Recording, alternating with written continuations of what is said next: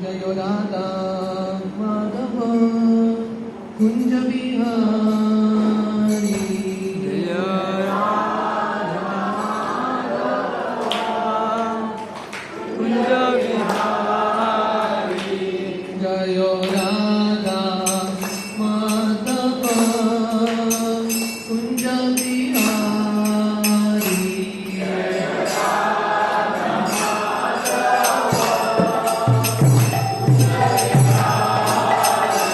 जय गोपी जन वल्लभ गिरिवरधारी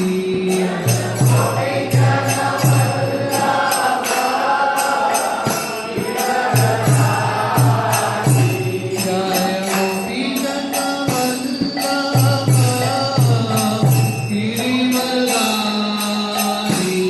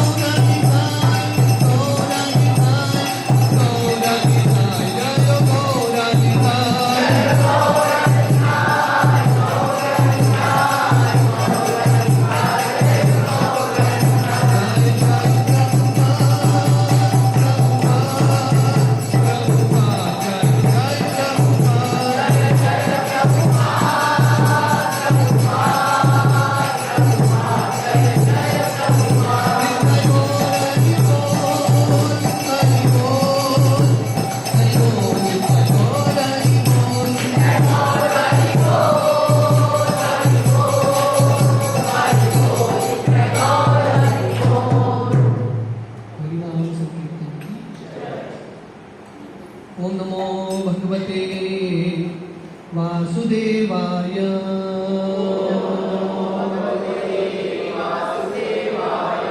ओम नमो भगवते वासुदेवाय।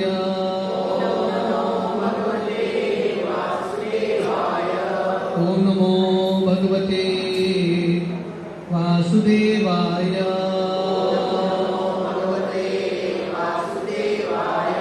नारायणं नमस्कृत्य नरं चैव नरोत्तमं देवीं सरस्वतीं व्यासं ततो जायमुदीरये। नष्टप्रायेषु अभद्रेषु नित्यं भागवत सेवया भगवती उत्तम श्लोके भक्तिर्भवती नैष्ठिकी। कृष्णाय वासुदेवाय देवकी नंदनाय च नन्दगोप कुमाराय गोविन्दाय नमो नमः। नमो पंकजनाभाय नमो पंकजमालिने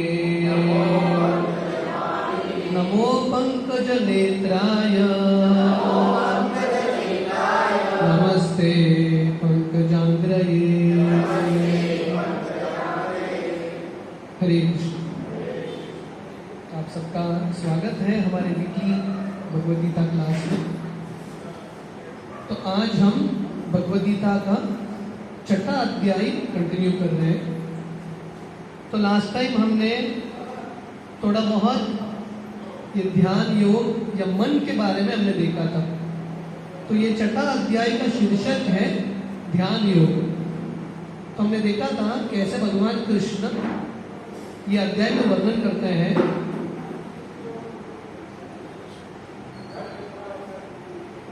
तो हमने देखा था कि कैसे भगवान कृष्ण वर्णन करते हैं कि हर योगी के लिए सबसे महत्वपूर्ण केंद्र बिंदु है माइंड।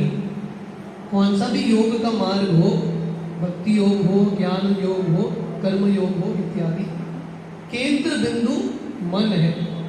और भगवान कृष्ण यहाँ पे बताते हैं जिस व्यक्ति ने मन पे विजय प्राप्त किया है या मन पे कंट्रोल प्राप्त किया है, ऐसा व्यक्ति के लिए मन दोस्त है, फ्रेंड है। और जिस व्यक्ति ने मन को कंट्रोल नहीं किया है, ऐसा व्यक्ति के लिए मन जो है शत्रु है। बंधुरात्मा मनस्तस्य येनात्मैवात्मना जितः अनात्मनस्तु शत्रुत्वे वर्ते आत्मैव शत्रुवत्। तो भगवान कृष्ण वर्णन करते हैं for one who has conquered the mind is the best friend. जिसने माइंड को कंट्रोल किया है, मन हमारा सबसे प्रिय मित्र है। और अगर हमने माइंड को कंट्रोल नहीं किया है, माइंड जो है हमारा सबसे बड़ा शत्रु है। It is our greatest enemy.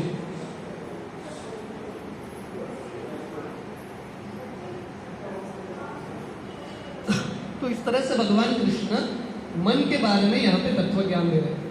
तो यहाँ से हम कंटिन्यू करेंगे। Today we read from text number 7। जितात्मना प्रशांतस्य परमात्मना समाहिता शीतोष्ण सुख दुखेषु तथा मान अपमानयो। For one who has conquered the mind The super soul is already reached, for he has attained tranquility. To such a man, happiness and distress, heat and cold, honor and dishonor are all the same. तो यहाँ पे भगवान कृष्ण वर्णन कर रहे हैं जिस व्यक्ति ने मन पे कंट्रोल प्राप्त किया है, या जिस व्यक्ति ने मन को कंट्रोल किया है, ऐसा व्यक्ति ने भगवान की प्राप्ति ऑलरेडी कर लिया है। जितात्मना प्रशांतस्य परमात्मना समाहिता, यह अटेन द सुपर सोल। और ऐसा ही व्यक्ति सही रूप से आनंदित हो सकता है। तो जब तक हमको माइंड पे कंट्रोल नहीं है, तब तक हम आनंद हो, शांति हो, ट्रैंक्विलिटी हो, ये सब प्राप्त करना असंभव है। बहुत बार हमको लगता है बाहर का दुनिया हमारा शत्रु है, पर एक्चुअली हमारा शत्रु हम सबका मन है। अगर हमने मन को कंट्रोल किया है, ऐसा व्यक्ति बहुत शांत और बहुत आनंद के साथ रह सकता है। और भगवान कृष्ण वर्णन करते हैं ऐसा व्यक्ति के लिए परमात्मा की प्राप्ति करना आसान है। और ऐसे व्यक्ति को गर्मी हो या सर्दी हो, दुख हो या सुख हो, मान हो या अपमान हो, कुछ भी फर्क नहीं पड़ता। ऐसा व्यक्ति के लिए सब कुछ एक ही है, क्योंकि उसने माइंड पे कंट्रोल प्राप्त किया है। तो यहाँ पे भगवान कृष्ण, हम सब वो मार्ग में है, भक्ति के मार्ग में, जहाँ पे हमको धीरे धीरे माइंड पे कंट्रोल मिलेगा। पर अगर हमने एक्चुअली माइंड पे कंट्रोल प्राप्त किया है, we will reach such a position, कुछ भी जिंदगी में आ जाए हम विचलित नहीं होंगे। श्रील प्रभुपाद तात्पर्य में वर्णन करते हैं, मन जो है, क्योंकि ये भौतिक चीजों के प्रति आकर्षित होता है, मन ये दुनिया में फंस जाता है। कल हम तलेगांव के सत्संग में दुर्गा जी के बारे में या नवरात्रि के बारे में थोड़ा हम वर्णन कर रहे थे। तो कल से नवरात्रि का ये पर्व शुरू हो रहा है। नवरात्रि दुर्गा माता का पूजा होता है। दुर्गा जी जो है भगवान की बहिरंग शक्ति है। शास्त्र वर्णन करते हैं भगवान के बहुत सारे शक्तियां हैं, उनमें से 3 प्रमुख हैं, बहिरंग शक्ति, अंतरंग शक्ति और तटस्थ शक्ति। बहिरंग शक्ति का अर्थ है दुर्गा जी या महामाया। और महामाया हमको ये दुनिया में फंसाती है और फंसा के हमको बहुत सारा कष्ट देती है। पर शास्त्र वर्णन करते हैं कि हम महामाया के चंगुल में कैसे फंसते हैं। जब हम भगवान कृष्ण से बहिर्मुख होते हैं, जब हम भगवान कृष्ण को भूल के दुनिया में भोग करने का प्रयास करते हैं, ये दुनिया में फंस जाते हैं। तो श्रील प्रभुपाद वर्णन कर रहे हैं, when the mind is misled by illusory energy, one becomes entangled. मन जो है, जैसे भगवान कृष्ण ने वर्णन किया है, मन जो है हमारे मुक्ति का भी कारण बन सकता है और हमारे बंधन का भी कारण बन सकता है। हम ये दुनिया में फंसे क्यों? मन के वजह से। जैसे हमने रामायण में ये उदाहरण आता है, जब भगवान राम, सीता मैया, लक्ष्मण नासिक में रुक रहे थे, पंचवटी में, उस समय एक सोने का हिरण आता है। मरीच जो है सोने के हिरण के रूप में आता है। और सीता मैया इतनी आकर्षित होती है सोने के हिरण के प्रति, क्या होता है, भगवान राम उनकी जिंदगी से चले जाते हैं और रावण आके सीता को बंदी बना के लंका में रख देते हैं। तो शास्त्र वर्णन करते हैं सीता कैसे फंस गई, भगवान राम के साथ थी तो कैसे लंका में फंस गई, क्योंकि उनका आकर्षण हो गया था ये दुनिया के चीजों के प्रति। तो वैसे ही जैसे सीता मैया भगवान राम के साथ थी, हम भी भगवान के पास थे, क्योंकि हम भगवान को छोड़ के दुनिया की चीजों के प्रति हमारा आकर्षण होता है, ये दुनिया की चीजों में फंस जाते हैं। तो प्रॉपर वर्णन कर रहे हैं, माइंड जो है जब ये माया के आकर्षण में फंसता है हम बच जाते हैं। पर अगर हम माइंड को कंट्रोल करेंगे, धीरे धीरे हम ये माया के चंगुल से मुक्ति प्राप्त करेंगे और फाइनली भगवान के पास फिर से पहुंच जाएंगे। और इसको बोलते हैं योग। योग का अल्टीमेट लक्ष्य है भगवान की प्राप्ति। तो श्रील प्रभुपाद आगे के तात्पर्यों में, बहुत सारे श्लोक में प्रभुपाद योग के बारे में वर्णन करते हैं। ये दुनिया में जो योग है, योग का सार लोग समझते ही नहीं है। लोगों को लगता है योग मतलब शरीर को अच्छा करना, कुछ प्राणायाम सीखना, आसन सीखना।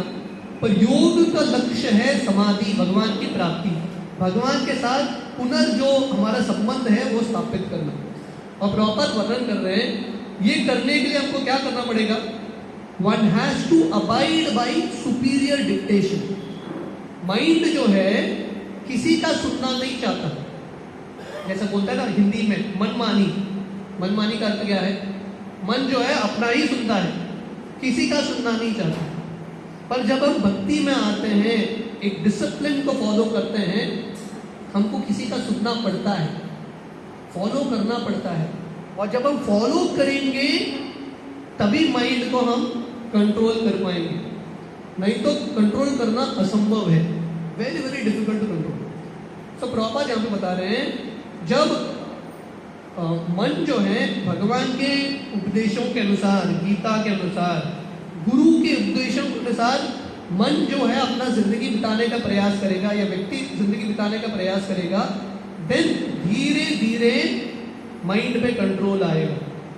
जैसा होता है ना जू में नहीं, सर्कस में बहुत बार एक शेर होता है कि नहीं? सर्कस में शेर के साथ जो भी है वो व्यक्ति खेलता है, अलग अलग खेल होता है शेर के साथ। पर ये शेर जो इतना खूंखार जानवर है, अभी कैसे ये व्यक्ति का सुन रहा है? पहले क्या करते हैं, ये शेर को जंगल से पकड़ के लेके आते हैं और पिंजरे में डाल देते हैं। जिस दिन पिंजरे में डाला शेर को, शेर इतना चिल्लाएगा, इतना पिंजरे को मारेगा, 3-4 दिन शेर को खाना ही नहीं देते, क्योंकि मांस तो यहाँ पे नहीं है, खाना ही नहीं मिलता, शेर बहुत भूखा रहता है। फाइनली एक दिन वो जो what you call the guy who takes care of a tiger, ring master, हाँ रिंग मास्टर, सर्कस देखे बहुत समय हो गया जो रिंग मास्टर है वो क्या करता है, एक मांस का टुकड़ा लेके आता है, शेर के सामने रखता है, वापस लेके जाता है, सूंघने को देता है, खाने को नहीं देता। 2-3 दिन ऐसा करता है, शेर के सामने मांस का टुकड़ा लेके आएगा, वापस लेके जाएगा। तो शेर 3-4 दिन में शेर समझ जाएगा, अभी मेरा परिस्थिति चेंज हो चुका है, गया वो जो दिन है जहाँ पे मैं जंगल का राजा था वो सब चला गया, अभी का अस्तित्व है ये पिंजरा, और अभी मेरे मालिक हैं ये रिंग मास्टर। तो शेर समझ जाता है अभी मुझे खाना चाहिए, इसका सुनना पड़ेगा। तो रिंग मास्टर धीरे धीरे ये शेर को बाहर निकालता है, हाथ में छड़ी, मांस डालेगा, शेर को धीरे धीरे ट्रेनिंग देगा, उठो बैठो, शेर को भी सुनना पड़ेगा, नहीं तो मांस नहीं मिलेगा। इमेजिन करो, इतना खूंखार जानवर शेर, इसको भी अगर व्यक्ति ट्रेन कर सकता है, हम माइंड को ट्रेन क्यों नहीं कर सकते? जैसे बहुत बार क्रोकोडाइल्स के साथ लोग खेलते हैं, पता नहीं आप लोगों ने टीवी में देखा होगा, जिंदा क्रोकोडाइल, लोग उसके मुंह में जाके आते हैं, कुछ नहीं करता क्रोकोडाइल, और कोई जाएगा ना खा लेगा, पर ये व्यक्ति को कोई ये क्रोकोडाइल नहीं करता। तो अभी ये क्रोकोडाइल और शेर अपना नेचर चेंज करके व्यक्ति का सुन सकता है। तो डेफिनेटली हम भी अगर माइंड को ऐसा ट्रेन करेंगे डिसिप्लिन के साथ, देन डेफिनेटली हम भगवान की प्राप्ति करेंगे और मन को कंट्रोल करेंगे। तो यहाँ पे श्रील प्रभुपाद वर्णन कर रहे हैं, जब माइंड के पास कुछ ऑल्टरनेटिव नहीं है, जैसे यहाँ पे शेर समझ गया अभी मुझे जिंदा रहना है तो क्या करना पड़ेगा, ये रिंग मास्टर का सुनना ही पड़ेगा। तो वैसे ही जब माइंड को हम एक सीमित दिशा में रखते हैं या सीमित लिमिट में रखते हैं और माइंड के सामने बोलते हैं कि अगर आपको कुछ चाहिए तो भगवान कृष्ण के उपदेशों के अनुसार, गुरु के उपदेशों के अनुसार चलना पड़ेगा, धीरे धीरे माइंड जो है सुपीरियर डिक्टेशन फॉलो करके अपने आप कंट्रोल में आ जाएगा। और प्रभुपाद वर्णन कर रहे हैं, इस तरह से व्यक्ति परमात्मा की भी प्राप्ति करेंगे, और ऐसे व्यक्ति बिल्कुल विचलित नहीं होगा, सुख हो या दुख हो, कष्ट हो, आनंद का परिस्थिति हो, कुछ भी हो, मान अपमान हो, उसका जिंदगी चलता ही रहेगा। और हम शास्त्र में देखते हैं बहुत सारे ऐसे जो योगी थे जिन्होंने भक्ति मार्ग का पालन किया, उन लोगों ने अपनी जिंदगी से दिखाया है, कुछ भी उनके जिंदगी में आता है उनका भक्ति का जिंदगी चलता गया। शिला प्रभुपाद का उदाहरण। शिला प्रभुपाद ऐसे एक सफल योगी थे, भक्ति योगी थे। प्रभुपाद की जिंदगी में इतना कुछ आगे गया, पर प्रभुपाद कभी विचलित नहीं हुए, प्रभुपाद कभी डिप्रेस नहीं हुए। प्रभुपाद अपने प्रचार कार्य में लगते रहे। और प्रभुपाद बोलते हैं ये स्टेट को समाधि बोलते हैं। This state is called the state of समाधि। समाधि का अर्थ क्या है? पूर्ण तरीके से चेतना या मन जो है कृष्ण के चरण में लगाना। इस तरह से प्रभुपाद तात्पर्य में लिखते हैं। हम अगला श्लोक पढ़ेंगे। This is text 8। ज्ञान विज्ञान तृप्तात्मा कुतस्थ विजितेन्द्रियः युक्त इति उच्यते योगी समलोस्त्राश्म कांचन।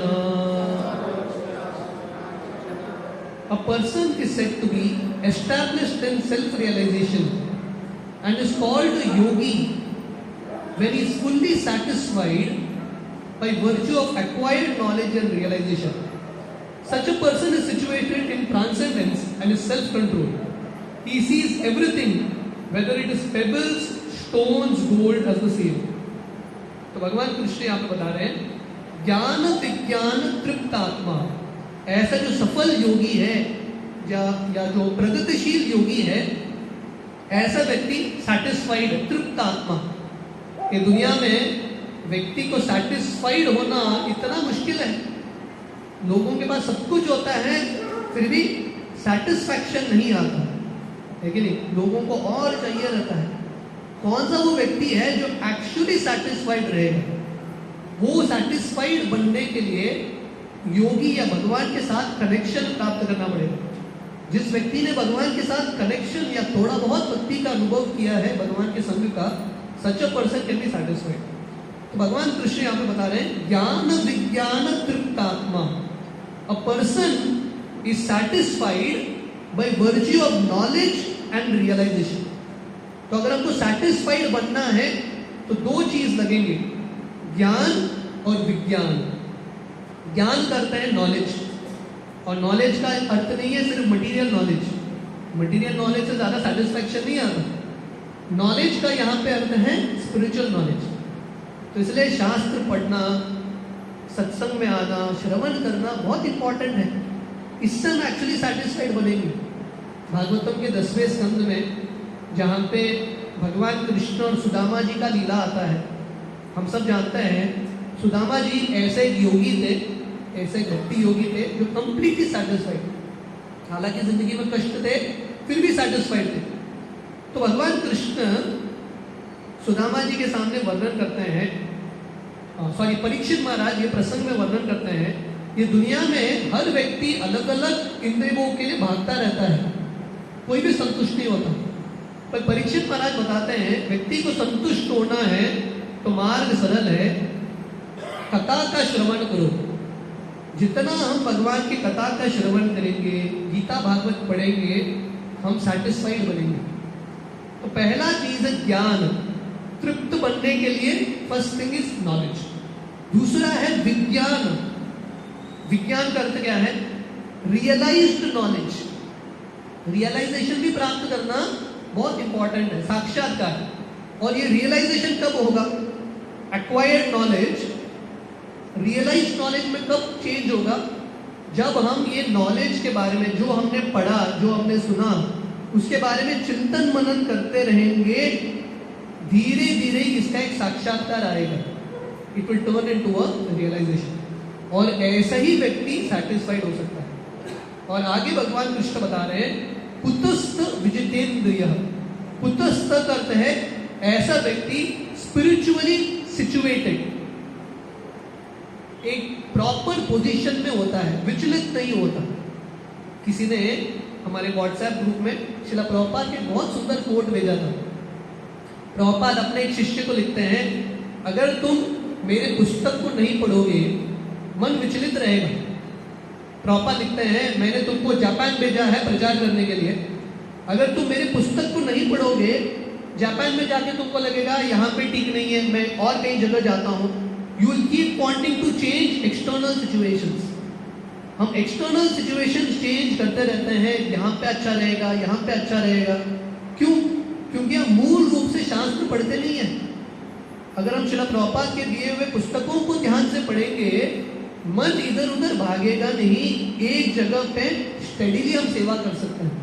इसलिए यहाँ पे वर्णन है कुतस्थ। कुतस्थ मीन्स स्पिरिचुअली सिचुएटेड। और आगे भगवान कृष्ण वर्णन करें विजितेंद्रिय। ऐसा जो योगी है इंद्रियों पे दमन या इंद्रियों पे कंट्रोल प्राप्त करता है।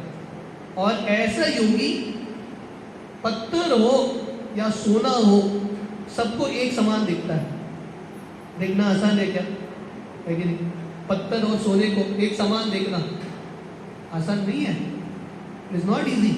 मन जो है सोने के पीछे ही आकर्षण होता है। पर अगर हम एक्चुअली परम दृष्टवा निवर्तते, ऊंचे रस का अनुभव करेंगे, सोना भी हमको पत्थर की तरह लगेगा, बेकार लगेगा भगवान के भक्ति के सामने, भगवान की भक्ति के आनंद के सामने।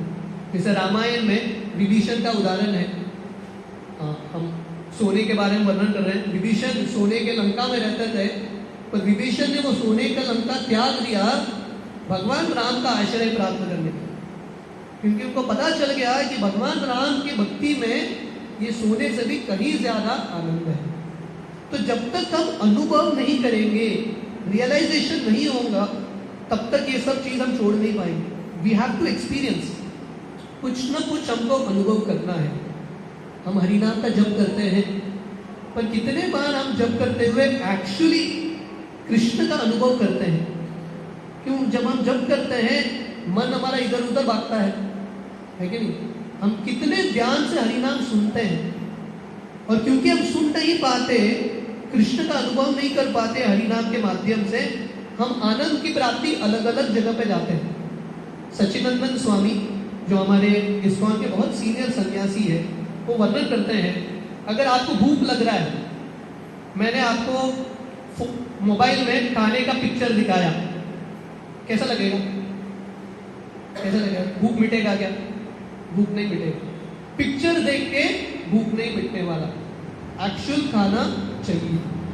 तो ऐसे ही आत्मा को सही आनंद के अनुभव करना है, तो नाम में भी, हरि नाम में असली नाम है और आभास नाम है, छाया नाम है। अगर हम हरि नाम ठीक तरह से नहीं कर रहे हैं, है कि नहीं? कि अगर हम शास्त्र पढ़ रहे हैं, ध्यान से नहीं कर रहे हैं, पुस्तक खोल के पढ़ने का प्रयास कर रहे हैं, मन कहीं और है, कुछ भी भक्ति का सेवा हो, छोटा भी सेवा हो, अगर हम ध्यान से नहीं कर रहे हैं, वो सेवा में हम आनंद प्राप्त नहीं करेंगे, और वो सुख ढूंढने के लिए हम दुनिया भर के चीजों में जाएंगे। हमको लगेगा कि भक्ति में वो आनंद नहीं है। इसलिए भगवान कृष्ण वर्णन कर रहे हैं, जब हम एक्चुअली रियलाइजेशन प्राप्त करेंगे, कृष्ण का अनुभव करेंगे, बाकी सब चीज जो है तुच्छ लगने लगेगा। प्रभुपाद तात्पर्य में लिखते हैं, बुक नॉलेज, ध्यान से सुनिए, book knowledge without realization of the supreme truth is useless. Prabhupada बता रहे हैं, सिर्फ पुस्तक का ज्ञान भगवान को समझे बिना बेकार है। मतलब हम ज्ञान क्यों पढ़ रहे हैं, शास्त्र क्यों पढ़ रहे हैं? कृष्ण को समझने के लिए। बहुत सारे लोग हैं दुनिया में जिन्होंने गीता को पढ़ा है, पर कृष्ण के भक्त नहीं है। ये सबसे बड़ा पाखंड है, सबसे बड़ा पाखंड है। गीता पढ़ा है पर कृष्ण भक्ति में थोड़ा भी रुचि नहीं। मतलब क्या पढ़ा आपने? शास्त्र पढ़ा है, ज्ञान है, पर ये साक्षात्कार नहीं है कि कृष्ण भगवान है, कृष्ण के प्रति प्रेम उठ के नहीं आ रहा है उभर के। सो इट इज ऑल यूजलेस। श्रम एव ही केवलम, सिंपली वेस्ट ऑफ टाइम, है कि नहीं? ब्रह्मा जी भागवतम के 10वें स्कंद में उदाहरण देते हैं, जैसे चावल होता है, चावल को वो हस्क है ना, वो जो छिलके से बाहर निकालते हैं, वो जो पूरा पौधा होता है उसको मारते हैं। आजकल मशीन में होता है, पहले जमाने में उसको मारते थे और उससे वो धान्य निकलता था। इमेजिन करो, सब धान्य निकल गया, हस्क बचा है, छिलका बचा है, आप उसको मार रहे हो, कितना भी मारो चावल नहीं निकलने वाला है, चावल ऑलरेडी निकल चुका है। So it is simply waste of time. वैसे ही शास्त्रों का भी अध्ययन बिना भगवान कृष्ण को समझे, बिना भगवान कृष्ण के भक्ति किए, it is simply a waste of time. अतः श्री कृष्ण नामादि न भवेत् ग्राह्यम इंद्रियै सेवन मुखे ही जीवादो स्वयं एव स्फुरद्यत। तो ये भक्ति रसामृत सिंधु का एक श्लोक है। यहाँ पे वर्णन आता है भगवान कृष्ण का नाम, भगवान कृष्ण के लीलाएं इत्यादि सिर्फ हम हमारे बुद्धि से, मन से, इंद्रियों से समझ नहीं सकते। कृष्ण को हम समझ नहीं सकते तो हम पुस्तक क्यों पढ़ रहे हैं? अगर हम कृष्ण को समझ नहीं सकते तो क्यों वर्णन आता है कि पुस्तक पढ़ना है? हमको पुस्तक पढ़ना है कौन से भाव में? सेवन मुखे ही जीवादो, सेवा के भाव में करना है, भक्तिमय भाव में करना है, भगवान कृष्ण के भक्त के रूप में करना है। जब हम ये करेंगे तभी ये शास्त्रों का ज्ञान भगवान हृदय में प्रेरणा देंगे। नहीं तो सिर्फ पुस्तक रट के ये सब पढ़ के कोई भी व्यक्ति कृष्ण को समझ नहीं पाएगा। इसलिए प्रभुपाद यहाँ पे वर्णन करें, कृष्णा कॉन्शियसनेस इज रिवील्ड। भगवान कृष्ण व्यक्ति के सेवा भाव को देख के उसको कृपा देते हैं। जैसे अगर कोई मालिक के पास कोई सेवक काम कर रहे हैं, 10 सेवक काम कर रहे हैं, इमेजिन करो एक मालिक के पास, कौन से सेवक को मालिक और पैसा देगा? जो सेवक बहुत प्रेम से सेवा कर रहा है कि नहीं? सिर्फ करने के लिए नहीं, बहुत प्रेम से दिल डाल के सेवा कर रहा है, मालिक दिल खोल के उसको बोनस का पैसा देगा, क्योंकि सेवा का भाव है। अल्टीमेटली ये दुनिया के व्यक्ति को भी प्रसन्न करना है। The mood off service is important, selfless service. तो वही भाव में अगर हम हरिनाम करेंगे, पुस्तक पढ़ेंगे, डेफिनेटली कृष्ण का अनुभव होगा, भगवान कृष्ण उनका कृपा देंगे। तो प्रभुपाद यहाँ पे बता रहे हैं, this Bhagavad Gita is the science of Krishna consciousness. ये जो भगवद गीता है एक विज्ञान है। विज्ञान के 2 अर्थ हैं। विज्ञान का एक अर्थ है रियलाइज्ड नॉलेज, विज्ञान का दूसरा अर्थ है साइंटिफिक नॉलेज। साइंस को भी विज्ञान बोलते हैं ना, साइंस इज ऑल्सो कॉल्ड विज्ञान। तो प्रभुपाद बता रहे हैं ये जो भगवद गीता है, this is the science of Krishna consciousness. ये एक विज्ञान है, कृष्ण भक्ति कैसे प्राप्त कर सकते हैं, मन पे कंट्रोल कैसे कर सकते हैं, द साइंस इज हियर। तो प्रभुपाद यहाँ पे बता रहे हैं सिर्फ मंडेन स्कॉलरशिप से ये विज्ञान समझ में नहीं आएगा। मटीरियल विज्ञान, मटीरियल साइंस समझ में आने के लिए बुद्धि चाहिए, पर ये ज्ञान समझ में आने के लिए व्यक्ति को भगवान के भक्तों के संग में ही समझ में आएगा, only through association of devotees. So Prabhupada says here, one must be fortunate enough to associate with a person who is pure in consciousness. अगर हम भाग्यशाली हैं, ब्रह्मांडे भ्रमिते कौन भाग्यवान वीर, गुरु कृष्ण प्रसादे पाई भक्ति लता बीच। अनेक सारे ब्रह्मांड में भ्रमण करते करते एक भाग्यवान व्यक्ति को साधुओं का संग मिलता है। साधु संग सर्वशास्त्र कहे, नवमात्र साधु संग सर्व सिद्धि हो। तो सब शास्त्रों का निचोड़ है साधु संग, और ऐसे साधु संग में ही व्यक्ति को शास्त्रों का ज्ञान आएगा। तो प्रभुपाद लिख रहे हैं, a Krishna conscious person has realised knowledge by the grace of Krishna because he satisfied in pure devotional service. ऐसे जो कृष्ण के भक्त हैं, कृष्ण की कृपा से उनको ज्ञान मिलता है, और ऐसे व्यक्ति तृप्त आत्मा होते हैं। और ऐसे जो भक्त हैं उनको किसी भी चीज का इच्छा नहीं है, उन्होंने प्रैक्टिकली हर चीज पे कंट्रोल प्राप्त किया है। सनातन गोस्वामी हमारे एक आचार्य, जैसा भगवान कृष्ण यहाँ पे वर्णन कर रहे हैं, योगी कौन है? जिसने सोने को और पत्थर को एक समान देखता है। अब बोलेंगे संभव कैसे है? शास्त्रों में उदाहरण है, हमारे संप्रदाय में उदाहरण है। सनातन गोस्वामी और रूप गोस्वामी 500 साल पहले इन राजा नवाब हुसैन शाह के लिए प्राइम मिनिस्टर और फाइनेंस मिनिस्टर का रोल निभा रहे थे। इतने धनी थे, आप सोच भी नहीं सकते। आजकल हमने कितने सारे लोगों ने एक्चुअली सोने का मुद्रा देखा है, गोल्ड कॉइन है कि नहीं? आजकल हमारा करेंसी भी पेपर का करेंसी है। एक्चुअल जो रियल वेल्थ हमने देखा ही नहीं।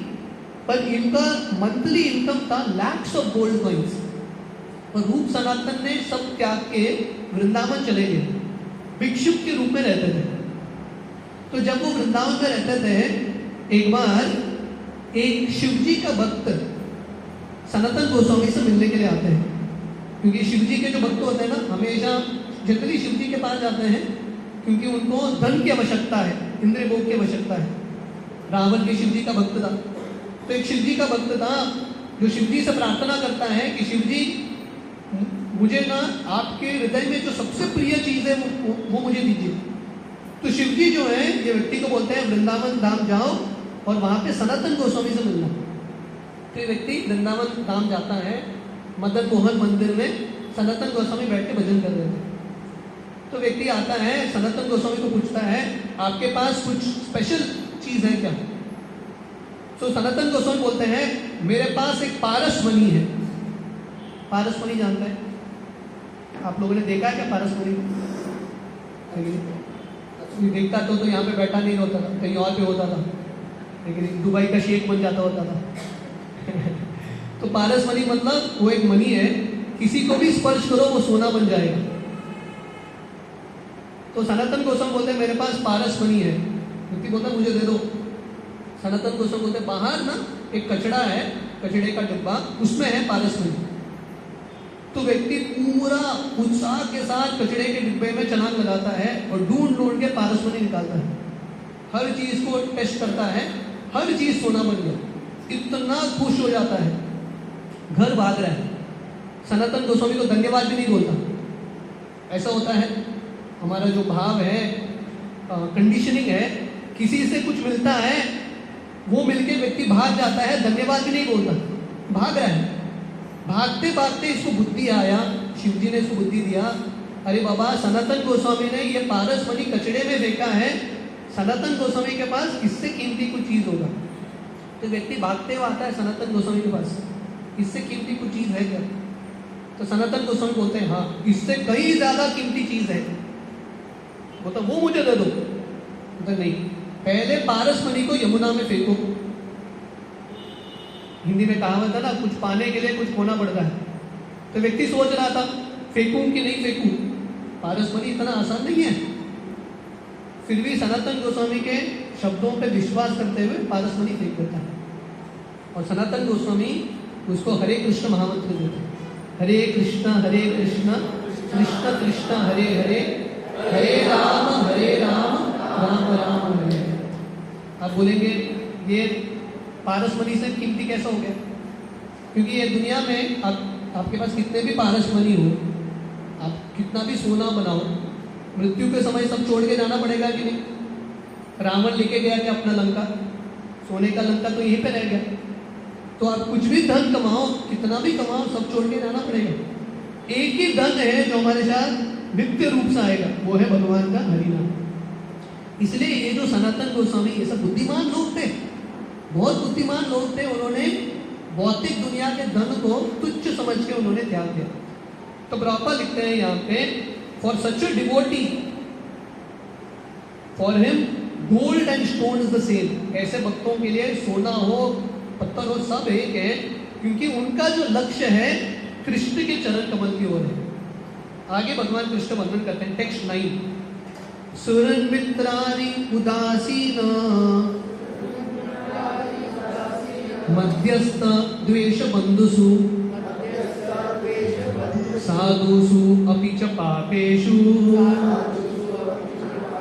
समबुद्धिर् विशिष्यते।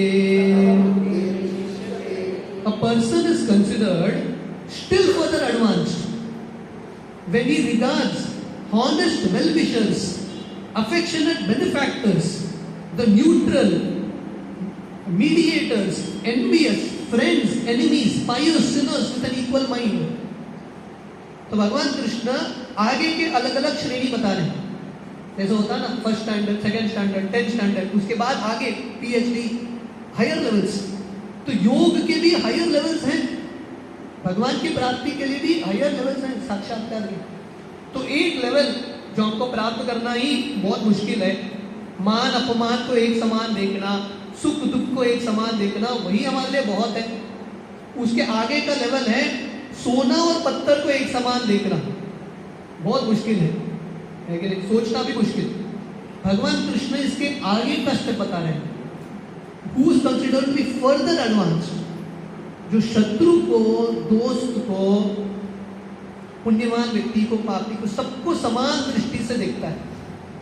This is a very very advanced way. क्योंकि मन जो है ना, मन जो है तुरंत लेबल लगाता है। कोई आके हमारा प्रशंसा करेगा, प्रभु जी आप बहुत अच्छे हो, मन जो है तुरंत लेबल डालेगा, ये मेरा दोस्त है, ही इज माई फ्रेंड, है कि नहीं? वही व्यक्ति 1 महीने के बाद बोलेगा बेकार घटिया आदमी हो तुम, मन तुरंत लेबल चेंज करेगा, उस समय गलती किया, ये मेरा दोस्त नहीं, ये शत्रु है। माइंड जो है ना, कोई भी इमेजिन करो, माइंड जो है ऐसा लेबल्स पे ही काम करता है। मैंने आपको बोला आपके एक रिश्तेदार का नाम, दोस्त का नाम, किसी भी आपके संबंधित एक व्यक्ति का नाम बोला, तुरंत मन में ये इन दोनों में से एक लेबल सामने आएगा। It will stamp friend enemy, like dislike, मुझे अच्छा लगता है, मुझे बुरा लगता है कि नहीं? यही मन करता है, संकल्प विकल्प, दोस्त शत्रु। पर एक्चुअली जैसे भगवान कृष्ण यहाँ पे वर्णन कर रहे हैं, अल्टीमेटली हमारा शत्रु हमारा मन ही है। अगर हमने माइंड पे कंट्रोल प्राप्त किया है, हम समझेंगे कि दुनिया में जो भी हमारी जिंदगी में आते हैं, भले ही कष्ट दे, पर एक्चुअली हमारे वेलविशर्स ही हैं, क्योंकि वो मदद कर रहे हैं हमको ये दुनिया से विरक्ति प्राप्त करने में। तो माइंड जो है ऐसा लेबल्स में काम करता रहता है। हमने अपनी जिंदगी में अनुभव किया होगा, जिसको हम शत्रु मान के चल रहे हो, सडनली वो हमारा दोस्त बन जाता है, 2 दिन बाद फिर से शत्रु बनता है, फिर से दोस्त बनता है। ऐसा लेबल चेंज होता रहता है, और ये लेबल्स के चेंज में हम वो व्यक्ति के साथ सही आदान प्रदान आत्मा के स्तर पे कर नहीं पाते। तो ये बहुत ऊंचा लेवल है, this is a very high level, जहाँ पे व्यक्ति शत्रु हो, दोस्त हो, सबको समान दृष्टि से देखता है। हरिदास ठाकुर का उदाहरण है। नामाचार्य हरिदास ठाकुर जब फुलिया में जप कर रहे थे, वहाँ के मुस्लिम लोग हरिदास को इतना मारते हैं, फिर भी हरिदास को इनके प्रति करुणा का ही भाव था। भगवान से प्रार्थना कर रहे थे, इनको माफ करो। So this is a very high level. Generally जो हमारा हानि पहुंचाता है, जो हमको नुकसान पहुंचाता है, हम भले शायद हम रिवेंज लेंगे, या रिवेंज नहीं लेना चाहते तो हम एटलीस्ट मनी मन भगवान से प्रार्थना करेंगे, भगवान इसको तो सबक सिखाना, इतना तो करेंगे ही ना, है कि नहीं? भगवान इसको क्षमा मत करना। But a higher level is very actually pray for that person, वो व्यक्ति के लिए, कल्याण के लिए आप प्रार्थना करो। तो इस तरह से भगवान कृष्ण ये 3-4 श्लोकों में जो सफल योगी है उसके अलग अलग गुण बताते हैं। तो प्रभुपाद यहाँ पे लिखते हैं, सो ये सब जो अलग अलग चीज है, सफलता, योग मार्ग में सफलता प्राप्त करके हमको ये मिलेगा, और साथ ही साथ वहां तक अगर हमको पहुंचना है तो हमको प्रयास भी करना है, धीरे धीरे ये गुणों को अपने जिंदगी में लाने के लिए। मतलब भौतिक धन के प्रति जो आकर्षण है उसको थोड़ा कम करने का प्रयास करना, सबको समान दृष्टि से देखने का प्रयास करना, धीरे धीरे हमको ये जो ट्रेनिंग है मन को तो स्टार्ट होगी। अगला श्लोक है, भगवान कृष्ण आगे के श्लोक से 10-11 से वर्णन करते हैं योगी योग मार्ग का पालन कैसे करते हैं। स्पेशली जो ध्यान योगी हैं, जो ध्यान योग कर रहे हैं, उनको ये सब नियमों का पालन करना है। तो जैसा हम जानते हैं हमारा मार्ग है भक्ति योग। तो एक्चुअली ये अध्याय हमको ज़्यादा लागू नहीं होता, it doesn't apply to us so much. फिर भी क्योंकि भक्ति योग में भी ध्यान जो हम जप करते हैं, जप करना भी एक ध्यान है, इट इज ऑल्सो मेडिटेशन। तो जप कैसे अच्छे से करना है, आगे के श्लोकों में हमको बहुत सारे टिप्स मिलेंगे। अगर कोई जप सुधारने का टेक्निक चाहता है, the next few shlokas are very important. Text 10, योगी युंजित सततम आत्मानां रहसि स्थितम् एकाकी यत चित्तात्मा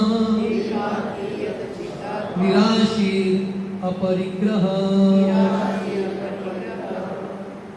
A transcendentalist should always engage his body, mind and self in relationship with the Supreme. He should live alone in a secluded place and should always carefully control his mind. He should be free from desires and feelings of possessiveness. तो यहाँ पे भगवान बता रहे हैं योग मार्ग क्या है, ध्यान योग हो या भक्ति योग हो, हमको कैसे करना है। अगर हमको वो स्तर में पहुंचना है जो हमने गुण देखे, सबको समान दृष्टि से देखना, तृप्त आत्मा बनना, ये सब अगर हमको गुण प्राप्त करना है हमारी जिंदगी में, ये हमारा लक्ष्य है, तो ये प्रोसेस है।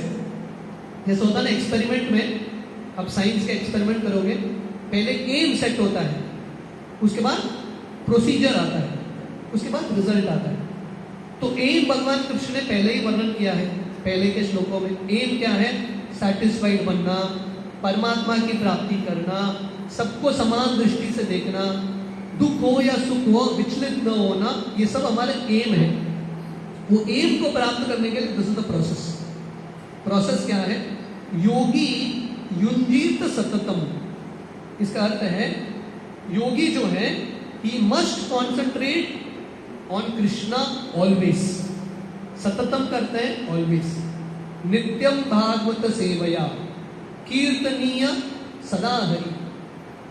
सो अगर हमको योग मार्ग का पालन करना है तो कंटिन्यूअसली भगवान के कनेक्शन में रहना है। ऐसा नहीं कि थोड़ा कर लिया बाद में अगले साल देखेंगे, ये योग मार्ग नहीं है। जिंदगी में कुछ भी प्राप्त करना है कंसिस्टेंसी चाहिए। बिना कंसिस्टेंसी के कुछ भी मिलेगा क्या? अगर किसी को जिम करना है या बॉडी बनाना है, कंसिस्टेंसी लगता है, रोज जाना पड़ता है, नहीं तो कुछ भी सफलता नहीं मिलती। वैसे भक्ति में भी you have to be consistent. तो श्रील प्रभुपाद वर्णन करते हैं भगवान का अंडरस्टैंडिंग 3 रूप में होता है। ब्रह्मेति परमात्मेति भगवान इति शब्दते। लोगों का ट्रांसेंडेंटलिस्ट के भी 3 कैटेगरीज है। थोड़े जो स्पिरिचुअलिस्ट या जो योगी होते हैं उनका लक्ष्य है ब्रह्म ज्योति में लीन होना। उनका अंडरस्टैंडिंग है भगवान कौन है, वो लोग बोलेंगे impersonal Brahman. So this is one understanding. इससे श्रेष्ठ अंडरस्टैंडिंग है परमात्मा। सबके हृदय में जो भगवान निवास करते हैं, विष्णु मूर्ति, उसको परमात्मा। तो बहुत सारे योगियों का ये लक्ष्य है हृदय के परमात्मा का दर्शन करना। पर इससे श्रेष्ठ सबसे ऊंचा अंडरस्टैंडिंग है कृष्णा। तो प्रॉपर वर्णन करते हैं ये तीनों भगवान के अंडरस्टैंडिंग है। भगवान जो है ब्रह्मन भी है, भगवान परमात्मा भी है और भगवान भी है, उनका एक रूप भी है। पर तीनों में से सबसे परफेक्ट अंडरस्टैंडिंग है गॉड हैविंग अ फॉर्म। भगवान का रूप होना, this is the perfect understanding. तो प्रॉपर पहला चीज वर्णन करते हैं जो ज्ञानी होते हैं, योगी होते हैं, जो ब्रह्म ज्योति परमात्मा की प्राप्ति करना चाहते हैं, दे आर इम्परफेक्ट। पूर्ण तरीके से उनका मार्ग परफेक्ट नहीं है। पर जो लोग एक्चुअली भक्ति योग का पालन करते हैं, दे आर द परफेक्ट। ये अध्याय के अंतिम श्लोक में, ज्ञान योग, ये अध्याय के अंतिम श्लोक में भगवान कृष्ण वर्णन करते हैं। लास्ट टाइम भी मैंने बताया था। अंतिम श्लोक में भगवान बताते हैं योगिनाम अपि सर्वेषां मतगतेन अंतरात्मना श्रद्धावान भजते यो माम समयुक्त तमो मतः। भगवान बताते हैं बहुत सारे योगी हैं, ज्ञान योग, कर्म योग, अष्टांग योग, भक्ति योग, बहुत सारे योग मार्ग है। पर भगवान कृष्ण के अनुसार सबसे श्रेष्ठ योगी कौन है? जो निरंतर भगवान कृष्ण की भक्ति करता है, भगवान कृष्ण की आराधना करता है, he is the top most yogi. तो इस तरह से प्रॉपर पहला पैराग्राफ में बता रहे हैं भगवान का ज्ञान प्राप्त करने का, या भगवान के बारे में समझ 3 पहलू में होते हैं, ब्रह्मन, परमात्मा, भगवान, और इन तीनों में से श्रेष्ठ है भगवान। पर प्रॉपर वर्णन करते हैं फिर भी कोई भी योगी हो, उसका लक्ष्य ब्रह्मन हो, परमात्मा हो, भगवान हो, सबसे इंपॉर्टेंट है nevertheless all are instructed to be constantly engaged in their particular pursuits। तो प्रभुपाद बता रहे यहाँ पे the word is योगी युंजीत सततम। कोई भी मार्ग हो, you have to be constant, you have to be consistent। और ये करेंगे तो धीरे धीरे सफलता की ओर आएंगे। तो प्रभुपाद यहाँ पे लिख रहे हैं ऐसा योगी को क्या करना है, आत्मानं रहसि स्थितम्, he should continuously think of Krishna, मन को कृष्ण में केंद्रित कराना है। मन Krishna निवेशयेत्, you have to focus the mind on Krishna. सो सब शास्त्रों में बहुत सारे रूल्स एंड रेगुलेशंस है, डूज एंड डोंट्स है कि नहीं, ये करो ये मत करो, डूज एंड डोंट्स है। तो प्रॉपर वर्णन कर रहे हैं सब शास्त्रों के रूल्स एंड रेगुलेशंस का सार यही है, always remember Krishna, never forget Krishna. आपको शास्त्र पढ़ने के लिए समय नहीं है ज्यादा, रूल्स रेगुलेशंस पढ़ने के लिए समय नहीं है, ये दो चीज समझ लेना, ऑलवेज रिमेंबर कृष्णा, हमेशा कृष्ण का स्मरण करो, और डोंट क्या है, never forget Krishna, that's all. So proper says such a person is in a state of समाधि, और ये समाधि प्राप्त करने के लिए one should stay in seclusion, अकेले रहना है। प्रॉपर बता रहे हैं अकेले रहने का अर्थ क्या है, तो कल से हम भक्तों के संग में नहीं आएंगे, अकेले भक्ति करेंगे। तो Prabhupada writes here what does it mean to be alone. So listen to this, Prabhupada says one should be alone means one should stay away from wrong association, गलत संग से हमको दूर रहना है। This means staying in seclusion, क्योंकि हमारा मार्ग है भगवान की प्राप्ति।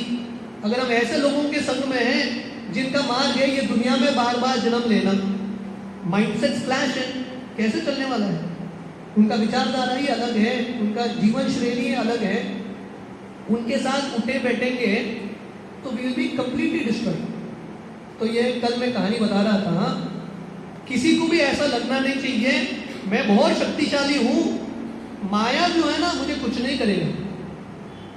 कल हम ये कहानी बता रहे थे, शास्त्रों में एक कहानी आता है, एक बार व्यासदेव के शिष्य थे जिसका नाम था जैमिनी ऋषि।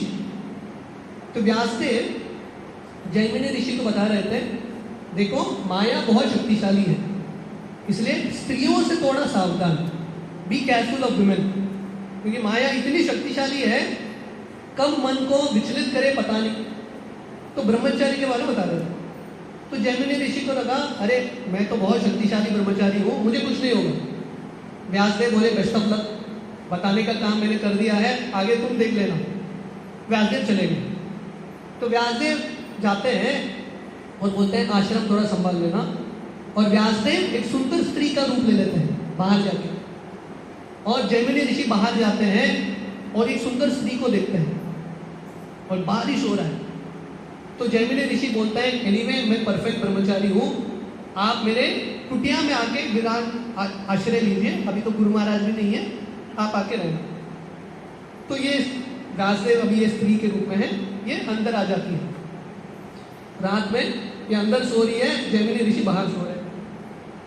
इतना बरसात होता है, जैमिनी ऋषि को थोड़ा ठंडा लगने लगता है, और क्योंकि अभी स्त्री पास में है तो मन में अलग अलग विकार भी आने लगता है। तो जैमिनी ऋषि रात में दरवाजा को मारते हैं और बोलते खोलो, मैं अंदर आके सोऊंगा। तो उनको इतना कॉन्फिडेंस था कि स्त्री के साथ अंदर जाके सोएंगे कुछ नहीं होगा, तो अंदर जाके सोओगे।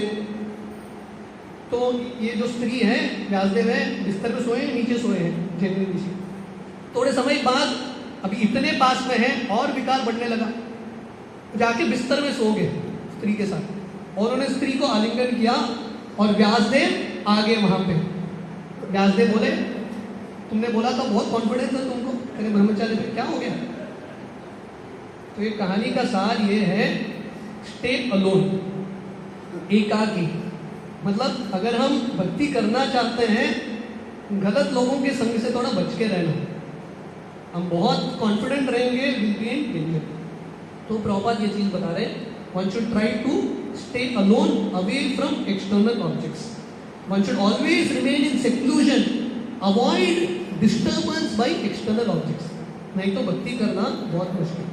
and then Prabhupada says one should be very careful to control the mind, बहुत ध्यान से करना है। और ये ध्यान का अर्थ क्या है, अनुकूल्य से संकल्प, प्रतिकूल्य से वर्जन। जो भक्ति के लिए अनुकूल है वो स्वीकार करो, जो भक्ति के लिए प्रतिकूल है उसको त्याग दो। और ऐसे डिटर्मिनेशन के साथ अगर व्यक्ति करता रहेगा, देन धीरे धीरे विरक्ति आएगा, वैराग्य आएगा, और धीरे धीरे ये भाव आएगा कि नथिंग इज माइंड, मेरा कुछ भी नहीं है, हम ये दुनिया में आए हैं बट नथिंग इज माइंड। ऐसा व्यक्ति जो है अल्टीमेटली भगवान की प्राप्ति कर सकता है। सो प्रभुपाद यहाँ पे लिखते हैं, कृष्ण भक्त जो है, श्रील प्रभुपाद ने हमको ऐसा एक मार्ग दिया है, भक्ति करते करते धीरे धीरे ये सब गुण आते हैं अपने आप। श्रील प्रभुपाद जब अमेरिका गए थे, है कि नहीं, प्रभुपाद एक ऐसे जगह पे और ऐसा परिस्थिति में लैंड होते हैं 1965 न्यूयॉर्क, जहां पे हिप्पी कल्चर का हेडक्वार्टर्स था ये। और हिप्पी कल्चर मतलब सब नियमों को तोड़ो, ड्रग्स देना, अवैध स्त्री संग सब करते थे भर भर के, कुछ भी नियम नहीं। प्रभुपाद इनके बीच में इस्कॉन केंद्र शुरू करते हैं, पहला इस्कॉन केंद्र। ऐसा नहीं कि रिस्पेक्टेड सोसाइटी में हुआ, एक भी रिस्पेक्टेबल व्यक्ति नहीं वहां पे, ये सब ऐसे ही बच्चे। पर प्रभुपाद ने इन सबको कन्वर्ट करा दिया, इन सबको चेंज करा दिया, इन सबको शुद्ध बनाया। क्यों? तो प्रभुपाद यहाँ पे लिखते हैं, कृष्ण भक्ति जो है बहुत शक्तिशाली है, वेरी वेरी पावरफुल। बाकी लोग योग का पालन करते हैं, कितने लोगों का जिंदगी चेंज होता है, कितना चेंज होता है, इतने बड़े स्केल में नहीं होते। पर भक्ति करने से ऑटोमेटिकली व्यक्ति गलत लोगों का संग छोड़ देता है, धीरे धीरे विरक्ति का भाव आता है, धीरे धीरे ये भाव आता है कि कुछ भी मेरा नहीं है इत्यादि। We will read one more shloka and then I wanted to discuss something very important and something special with you. Text 11-12. शौचो देशे प्रतिस्थाप्य स्थिरम आसनम आत्मना नाति उच्चीरितम नाति नीचम चैलांजना कुशोत्तरम तत्रैकाग्रं मनः कृत्वा यत चित्तेन्द्रियक्रियं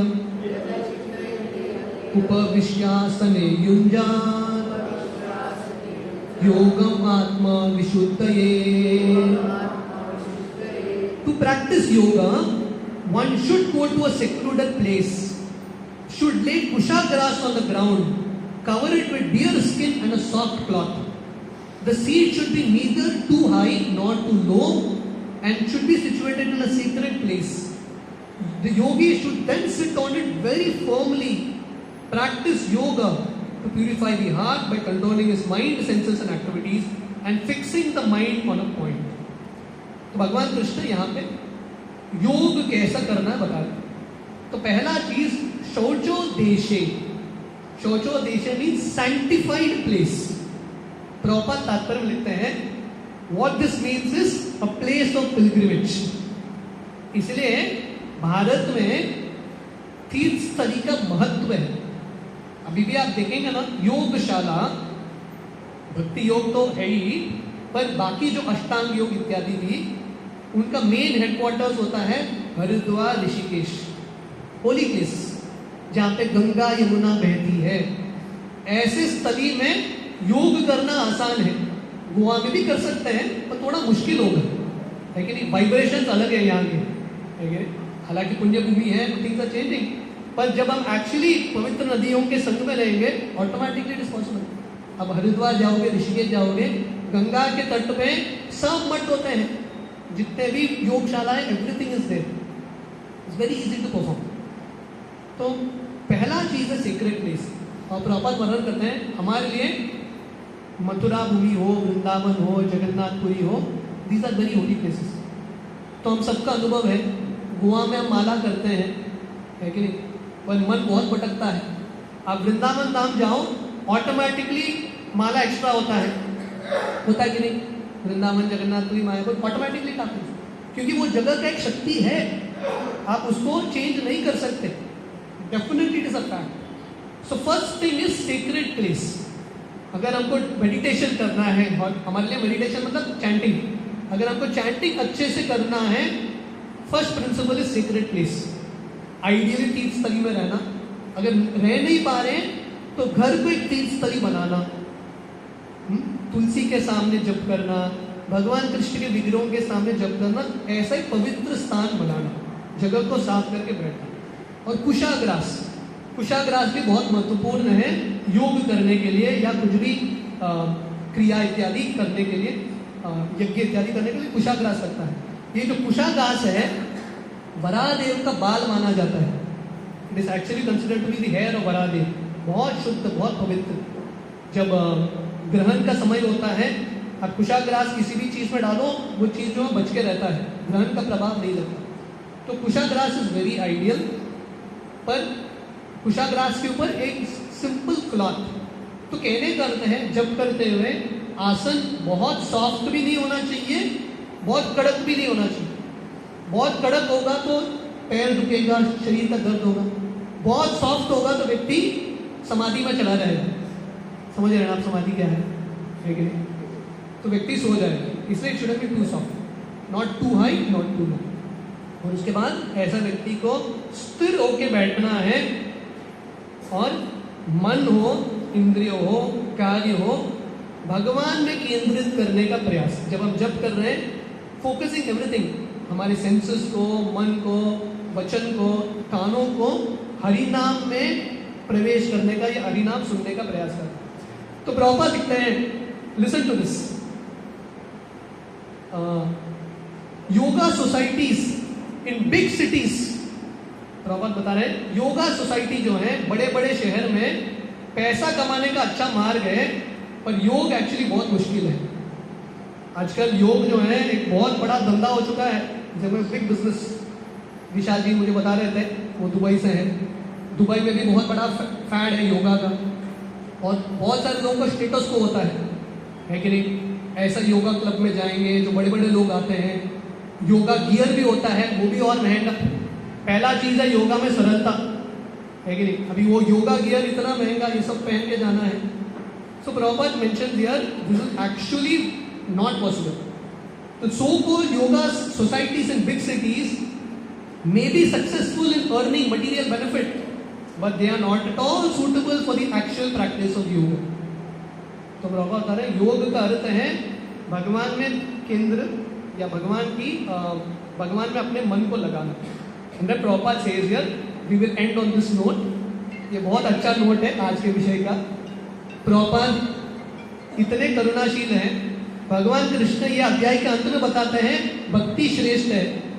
प्रभुपाद ये अध्याय की शुरुआत में ही हर श्लोक में प्रभुपाद यही बता रहे हैं। प्रभुपाद बता रहे हैं, Therefore, in बृहद नारदीय पुराण, कलयुग के लोग जिनका आयु कम है, जिनका बुद्धि कम है, जो हमेशा विचलित रहते हैं, योगशाला में ज्यादा लाभ नहीं मिलेगा। थोड़ा बहुत कर सकते हैं शरीर के लिए, हम उसका मे नॉट कंप्लीटली क्रिटिसाइजिंग, उसका भी एक भाव है, उसका भी एक महत्व है, पर आध्यात्मिक साक्षात्कार के लिए प्रभुपाद बता रहे हैं the best means of spiritual realisation is Hare Krishna Krishna Krishna Hare Hare, Hare Ram Ram Ram Hare Hare. Kirtan yoga, japa yoga, this is the yoga that works. Hare नाम हरे नाम केवलम कलो नास्तेव गतिर्क्रियते।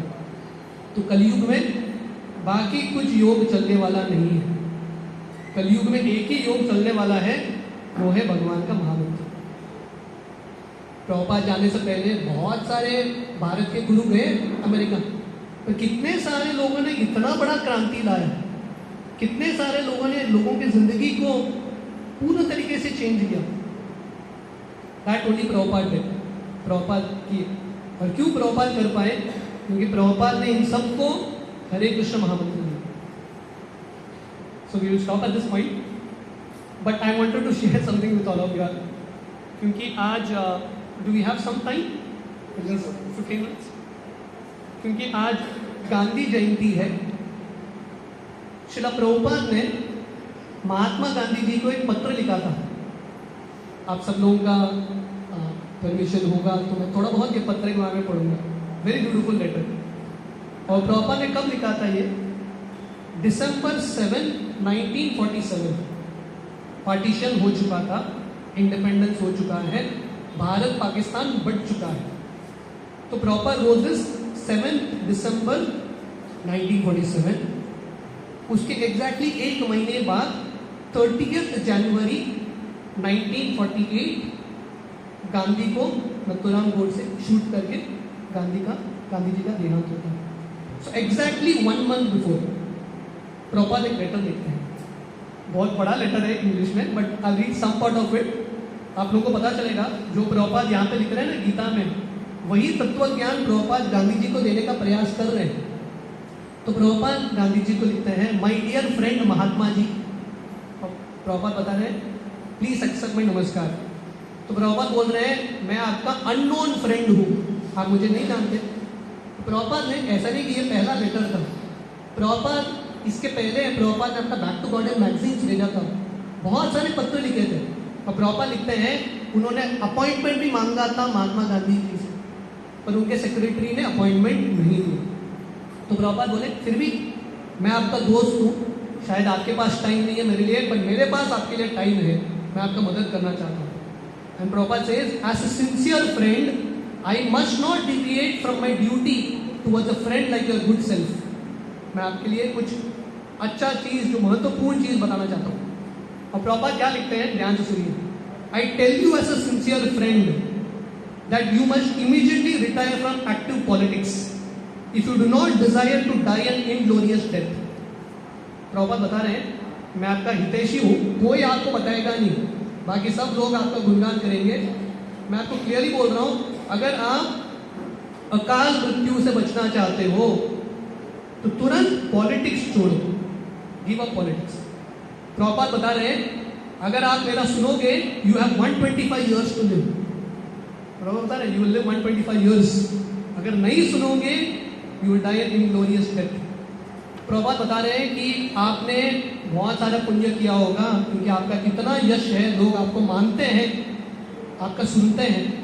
पर प्रभुपाद बता रहे हैं, आपको ये समझना है, ये सब जो यश है सब इल्यूजरी है, क्योंकि समय के साथ कुछ नहीं बचेगा, कोई भी आपके दोस्त नहीं बनेंगे।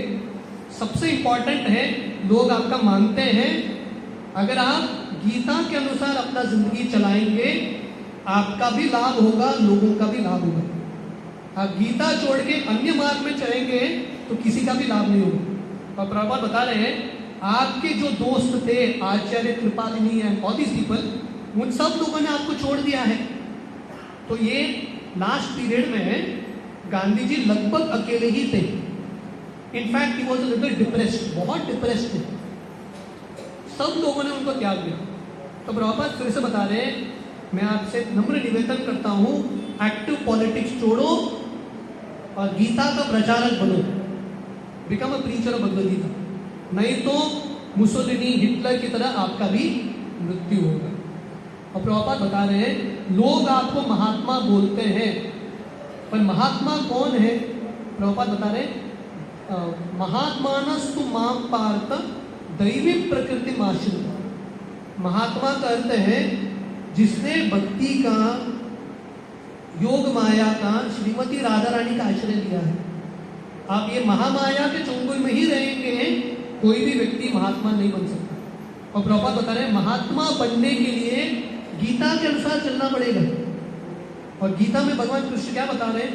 तत्विद्धि प्रणिपातेन परिप्रश्नेन सेवया उद्देश्यन्ति ते ज्ञानम ज्ञानिनः तत्वदर्शनम्। प्रभुपाद बता रहे हैं, गीता के अनुसार हर व्यक्ति को गुरु स्वीकार करना है। तो प्रभुपाद इमीडिएटली पॉइंट आउट कर रहे हैं गांधी जी का डिफेक्ट क्या था।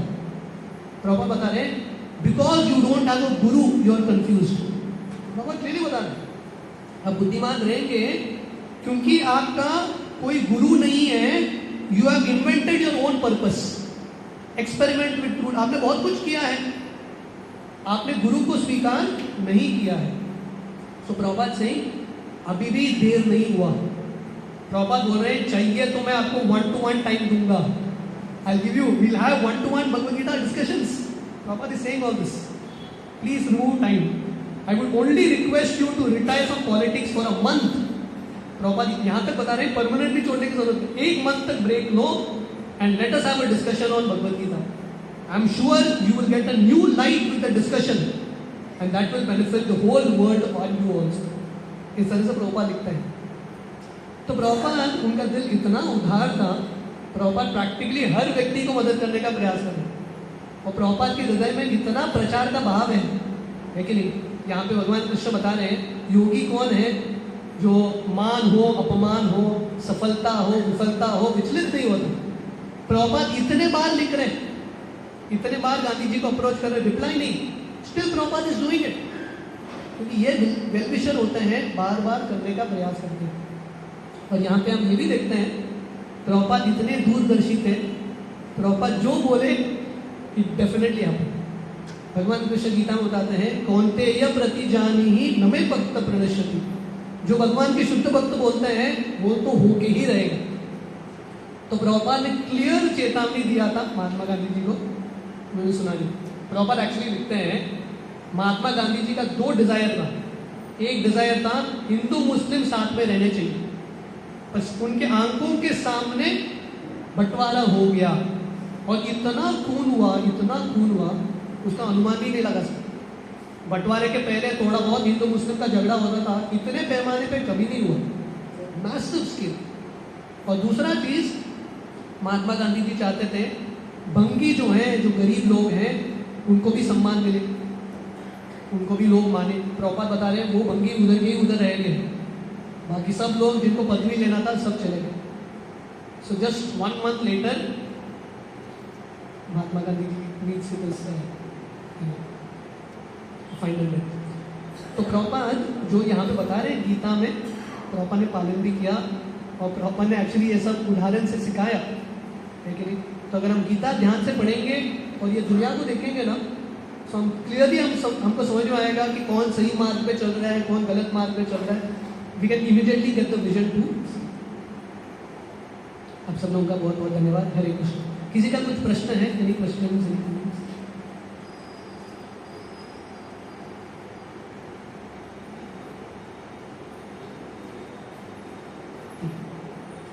श्रील प्रभुपाद की जय। हरे कृष्ण।